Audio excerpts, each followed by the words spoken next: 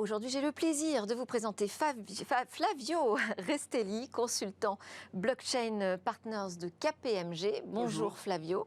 Vous n'avez pas encore votre acolyte avec qui vous allez débattre de la question des crypto-monnaies, bons ou dangereux refuges en cas de crise. Il s'agit de Nicolas Dufresne, économiste et directeur de l'Institut Rousseau, qui sera connecté avec nous tout à l'heure. Dans cette première partie, on va d'abord écouter Clara Aubry. Bonjour. Bonjour. Alors, on va vous écouter à propos du lien entre les industries et les start-up. Je précise d'abord que vous êtes la vice-présidente de France Digital et associée de Jolt Capital.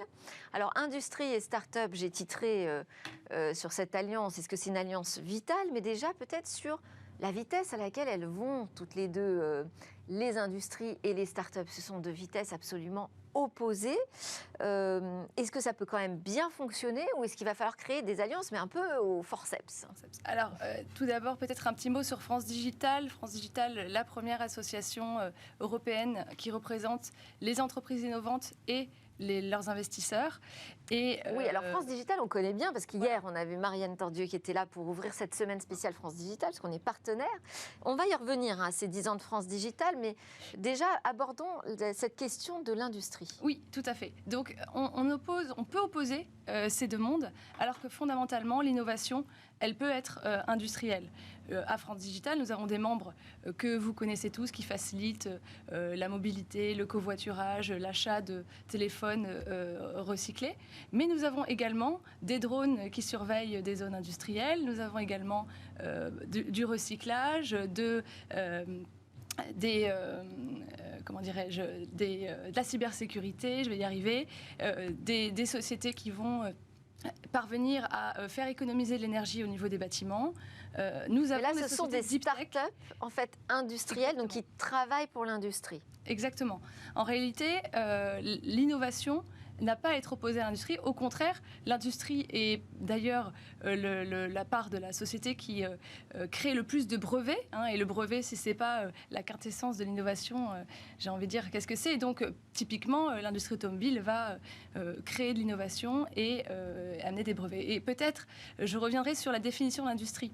Oui. La définition de l'industrie, c'est donc la production d'un bien à partir de la transformation de matières premières ou de matières qui ont été plusieurs fois transformées et grâce à l'exploitation de sources d'énergie.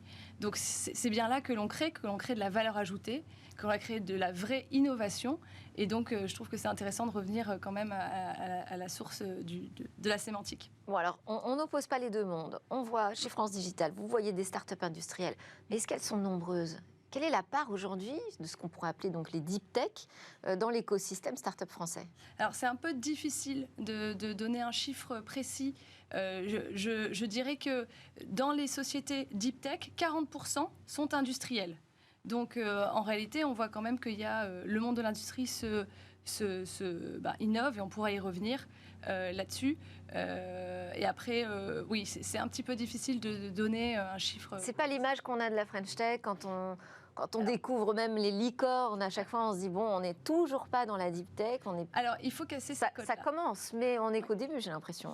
Non, disons que si on regarde l'ensemble des licornes, en effet, on pense à l'une d'entre elles dans la robotique. On pourra revenir sur cet exemple.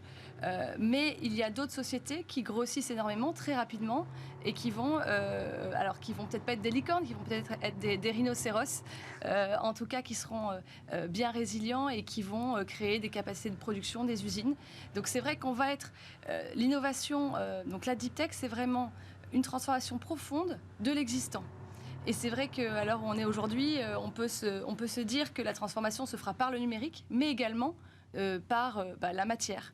Je vais peut-être enfoncer une porte ouverte, mais comment allons-nous faire pour changer la façon dont on se déplace, dont on se nourrit, dont on construit les bâtiments, sans toucher à la matière? Et c'est bien ça dont il s'agit, la deep tech. On va aller toucher la matière et le numérique, et les deux d'ailleurs se complètent. Ça matérialise le digital finalement. Disons qu'on a la force de la donnée et des puissances de calcul qui vont être appliquées au monde physique. C'est un petit peu... Alors, votre société de capital investissement, Jolt, investit dans des startups qui détiennent des brevets. Exactement. On est positionné comment en France sur les brevets? Alors, on est très bien positionné. Donc nous, Jolt Capital, nous investissons dans des sociétés deep tech partout en Europe. qui vont attaquer donc dans tous les secteurs, de l'industrie, en passant par la cybersécurité ou la transition énergétique. Et c'est vrai qu'on a un foisonnement d'innovation en France. Il faut vraiment en avoir conscience. Il y a des milliers, des dizaines de milliers de sociétés à aller regarder. Alors, elles sont peut-être un petit peu plus difficiles à trouver. Et quelle est la tendance? Essoufflement ou au contraire Non, au contraire. rebond? Au contraire, on a une hausse importante de ce segment de la deep tech, parce que justement les gens comprennent que il va falloir, pour justement traiter les sujets de conquête spatiale, de transition écologique ou liés à l'innovation dans la santé, il faut des sociétés... Et l'autonomie stratégique aussi. Tout à fait, tout à fait. Alors, est-ce que vous auriez, vous commencez à l'évoquer, les robots industriels, vous auriez des exemples d'investissements vraiment significatifs qui ont un impact sur la politique industrielle de la France? Oui, alors on peut revenir sur l'histoire de la robotisation de l'entrepôt. L'entrepôt qui, à la base, a été créé pour la grande distribution. Il s'agissait alors de remplir des camions, d'aller desservir un nombre fini de sites et de magasins, et avec quelques bouts d'acier qui étaient des racks, des convoyeurs pour amener des palettes d'un point A à un point B, et un logiciel assez basique de gestion du stock, de gestion de préparation des commandes.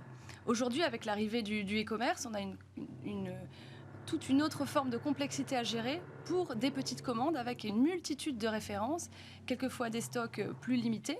Et donc là, on va considérablement vraiment rentrer dans la deep tech, avoir non plus seulement des bouts d'acier et un petit morceau de software, mais également un robot, plusieurs robots qui évoluent en ruche, qui sont soit achetés, soit loués en fonction des pics d'activité.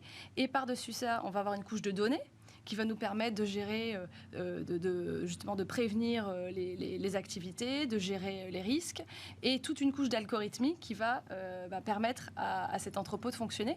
Donc là, on voit bien que la robotisation est en marche pour faire gagner bien sûr du temps et également apporter plus de bien-être dans les entrepôts. De maintenance prédictive aussi. Ouais, exactement. Alors, on va revenir effectivement sur ce qui se passe là en ce moment. On est à quelques jours du France Digital Day. Tout à fait. C'est une édition un peu particulière parce que c'est une édition anniversaire. Ce sont les 10 ans donc, de France Digital. Qu'est-ce qui va se passer le 28 septembre prochain? Donc, c'est au Musée des Arts Forains, à Paris, dans le 12e. Qu'est-ce qui va se passer côté Deep Tech? Alors, on a un certain nombre de sujets qui vont être évoqués pendant cette journée, et notamment, justement, un sujet sur la robotisation industrielle. Donc, le sujet est abordé. Ce qu'il faut aussi se dire, c'est que la Deep Tech est fondamentalement impact. Donc, il y a tout ce sujet de l'impact aussi qui va être présent lors du France Digital Day. Impact sur quoi? Sur la santé, par exemple? Non, sur l'énergie? Alors, toutes les formes d'impact, mais on va dire essentiellement sociétal, environnemental. Ouais. Donc, souvent, on ne le voit pas, mais l'innovation de rupture dans l'industrie va en réalité limiter les externalités négatives et donc avoir un impact considérable sur l'environnement. Et donc, c'est bien de cela dont on va discuter. Peut-être un autre exemple pour rejoindre aussi les deux mondes. On a vu que dans la robotique, on avait des robots, donc du hardware, du software. Si on prend l'exemple du recyclage, on va avoir des très belles sociétés qui sont d'ailleurs membres de France Digital, comme Too Good To Go, qui va nous aider à mieux consommer, ou Back Market, qui vont nous aider à mettre en place de l'économie circulaire. Et donc ça, c'est la partie peut-être qui a été assez visible.